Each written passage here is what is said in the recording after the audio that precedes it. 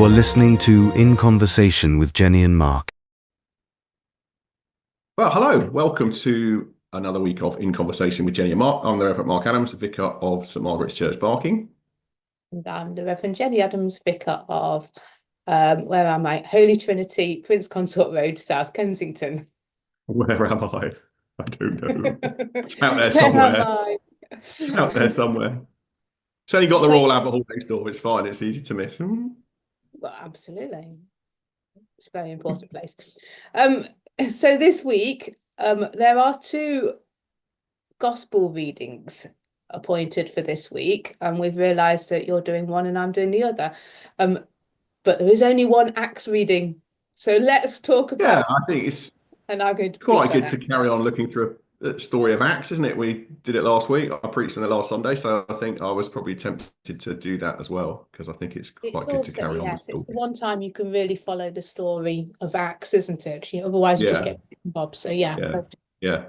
So we are going to do our reading. It's from Acts chapter 16. The lectionary reading is set from verse 9, but actually I think we're going to read from verse 6. Is that right? Partly because that's what the Yeah, block read says. from verse 6. But actually, I think it gives a little bit more of interesting context as well. So let's and I think we're allowed to add some little bits on. I don't think that's the worst thing you can do. So anyway, here we go. Jennie, I think you're going to read it, yeah?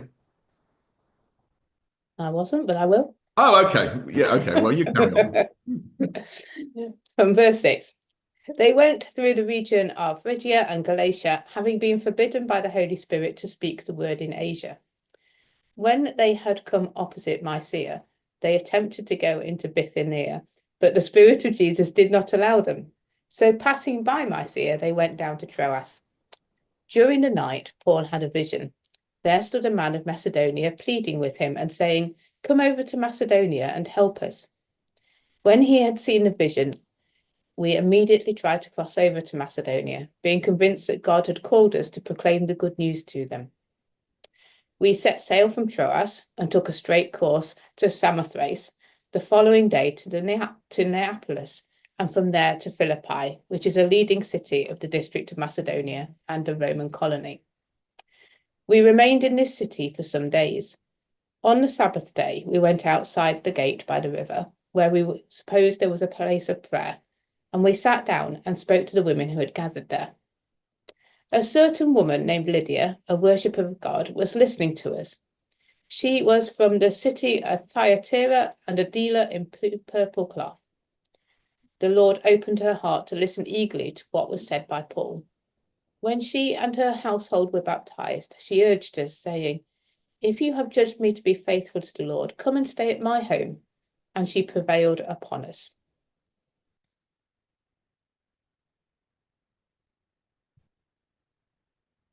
I have two things I think we should discuss. Okay. The first is Paul's visions. Okay. And the second, I think how you perceive Lydia really alters or shapes how you view this passage of what's happened. So we'll get back to it, but I want to know what you've got in your mind when you talk about Lydia, really.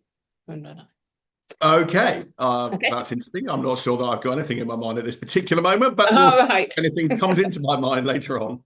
Well, obviously I have, but I think it Possibility, shapes how I hear the passage. So yeah. Okay, so where should we start then? So I think it was interesting to Let's look look at at Paul's coming into visions. Paul's vision. I think it's interesting to have that little bit of extra context. And in fact, I think when I do this passage on Sunday, I might add that in because we print it on the notice sheet ourselves. So I might just start from verse 6 because I think it does give that little bit of extra context. So I think it's really important. Trying to put all those places in there. Yeah, great. Well, that's true. I must admit, I did suddenly feel when you started reading it, I thought, oh, it's got lots of nice place names, which is sort of slightly better than Old Testament names of people. But yeah, so it's a fascinating moment, isn't it? Because they don't seem to have any call up to this point to go to Greece. And this is another really significant moment actually in the story of the spread of. It's a really significant moment actually in the story of the spread of Christianity. But nonetheless, they don't seem to have any call themselves or feel any other than they've got this sort of vague idea that the Spirit of Jesus is stopping them from going everywhere. And, how does that And happen? what do you Why do think they that think that? looked like? When they say it stopped them from going everywhere, what did that mean? Did that I mean that don't they were really know. stopped at the borders? They hadn't got I the don't know. paper. It's an interesting question about how God guides us, isn't it? How we feel God guides us. Because I suppose it could be practical reasons. There's a Roman legion blocking the road. I don't know. Oh, no, it is at the borders. Hang on. When they came to the border of Mysia, they tried to enter Bithynia, but the Spirit of Jesus would not allow them to. So basically, they were stopped at the border. Well, maybe. Or maybe they have an internal feeling that I just don't think we should go there. Or do they have a practical thing that actually I stops think it's them? more practical. You think there's a sort of Roman border guard there? Yeah, I think if you're not allowed in, then that, I mean, we do it ourselves, don't we? We We try do. this. If it doesn't work, we're assuming that it's because it wasn't supposed to work. And I think, Yes, and actually what they're then doing on that reading is that they're kind of assigning that stopping to the Holy Spirit. I mean, some really interesting little moments in this passage, actually. I think it's the only time, though somebody might correct me, I'm pretty sure it's the only time where the Holy Spirit is referred to as the Spirit of Jesus, which is, I oh, think, noteworthy and interesting from a Trinitarian perspective as we approach Trinity Sunday, that, this is the Spirit of Jesus and it's seen as the Holy Spirit. But I think that's the only time that the Holy Spirit is referred to in that way. excuse me a minute whilst I just check the authorized version. Okay. Because you have the authorized version of the Holy Trinity. So we need to make sure that that's what that says. So, Yes, it doesn't always say the same thing. so what? You have to check that this is going to be right so you can draw this point Well, out. there's no point in me saying it's the only time it won't refer to as the Spirit of Jesus if that's not what we've read in the church, is it? What verse is it? Hang on. Okay, so it's verse 7. 7. So Acts 16, verse 7, the Spirit of Jesus did not allow them to go. The other interesting thing while you're looking up about... No, the Spirit suffered them not. Doesn't say it. Okay. Okay, well, there you go. That's a nice point that you can't make then. Brilliant. Unless you bring it in another way. I think it's a significant point anyway. So, and you'd have to go back to the Greek to find out whether that's what it says, in which case you could do that. I'm sure it probably does. Anyway, I'm sure it does because the other interesting bit about this passage is that we go mysteriously from them to we. So there's a bit of a sense in which Luke seems to have joined them for You've this. done some reading on this. You did No, not. I know that already. I did know that already, You actually, but I did just do a little bit of reading about it. But yes, it's an interesting moment because it goes from them. So did not allow them. And then during the night, Paul has a vision. And when he had seen, we immediately tried to cross over. So it would Okay. appear that Luke or, Let's go for let's move to Paul's vision. Okay. Okay, Paul's vision. Because So, okay. we've done what it looked like for the Spirit of Jesus to not allow them to do something. Okay, so come on, what's your question? Paul in the middle of the night has a vision, and we read it so glibly, don't we? Oh, he had a vision and off they went. Okay. Well, last night I dreamt that I was painting my church by numbers, as in the actual church building, brick by brick, all numbered. I'm climbing up ladders to paint the church by numbers. Okay. And also, just as an aside for my dream, I also spent a lot of time moaning at people that there was no point because it was going to look like a church and it already looks like a church. Okay, so what are you, so is this... I'm just saying that I don't think I have the same night times that Paul did. And I can't ever imagine having a vision where I got up in the morning and then I travel through a few countries because I'm that's so obviously what it meant to be. I mean, even visions that are really real. You must have had those kind of dreams that you wake up and you're not sure whether they're real. Well, of course, I mean, yeah, the New Testament is often full of people having guidance through dreams. I'm particularly thinking about Joseph, isn't he, in the early chapters of Matthew? But there's a greater sense of... There is a greater sense. But I think we often just read it as though, oh yeah, okay, he had a dream and off he went. And like, really? Yeah, I think it's easy to... There's so much distance between us and this, isn't there, in a way? And of course, there's... Even though we're Christians, we don't always think in the same way. we're not always perhaps open as they Well, I seem to think, be. I mean, there are churchmanships that do more of this, but even so, they don't seem to get up and take their friends the next day. You would test it out a little bit, wouldn't you? Got to raise some There's no money. doubt here, though, is there? There's How an are they absolute. getting there?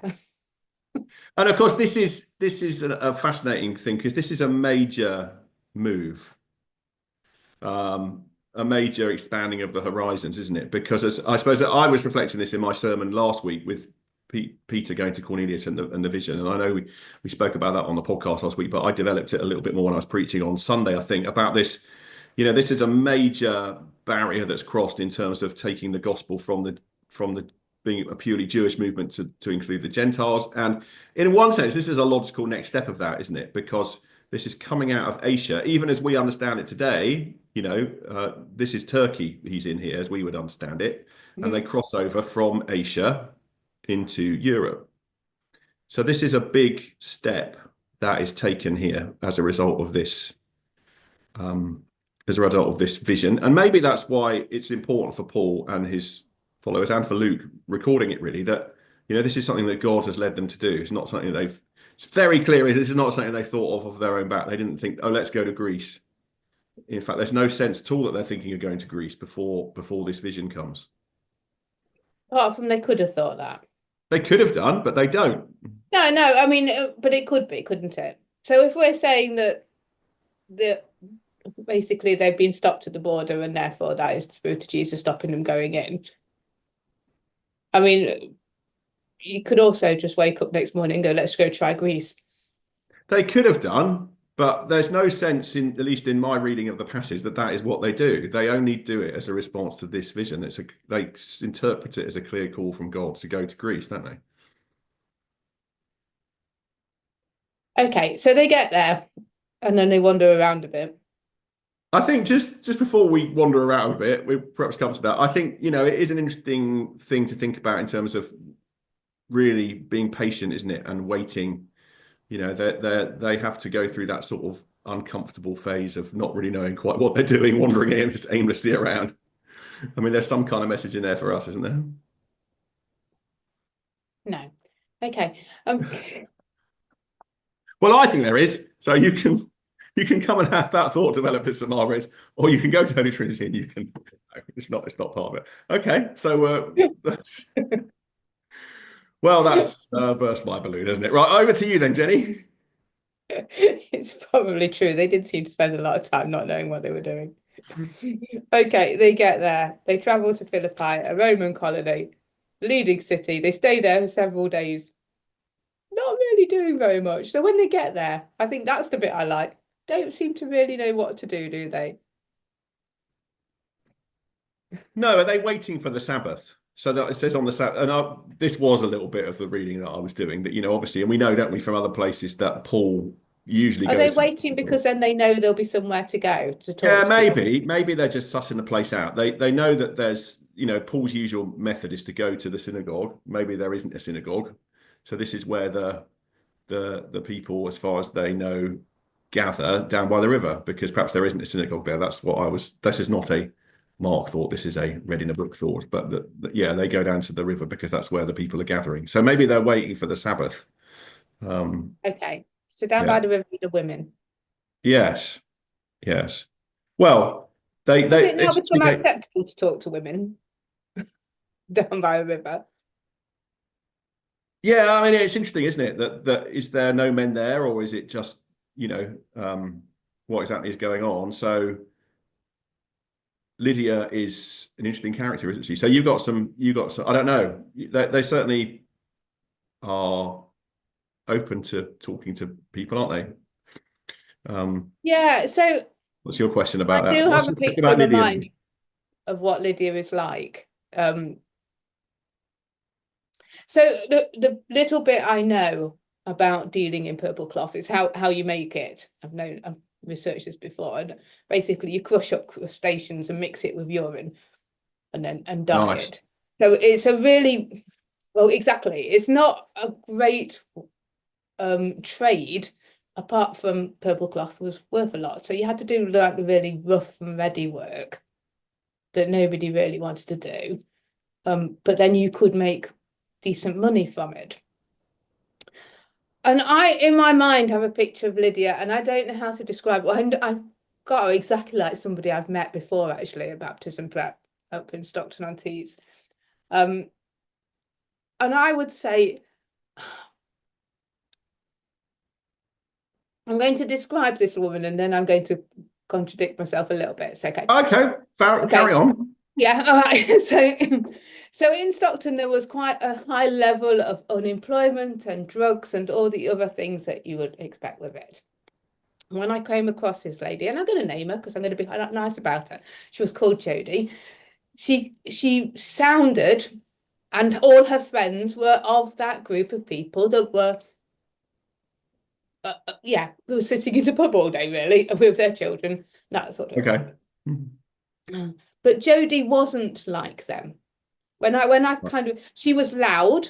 She was quite scary to talk to. Right. But the more I spoke to her, the more I realised that Jodie was a businesswoman. Right. So she had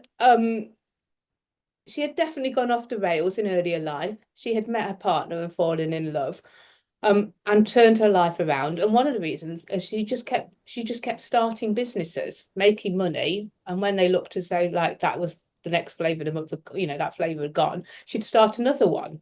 So she had started a party treat business, and she'd started some wedding favour business, so she would go to wedding fairs. And when I met her, she was buying a cocktail bar. She was going to start a cocktail bar in about town. And she was incredibly successful, incredibly hardworking. But she had that demeanour. She knew all these people. If you wanted something done, you asked Jodie. And Okay. as I say, I sound as though I'm being a little bit down on her, but I'm not. I was in awe of her, really. Is the best. You wouldn't mess with her.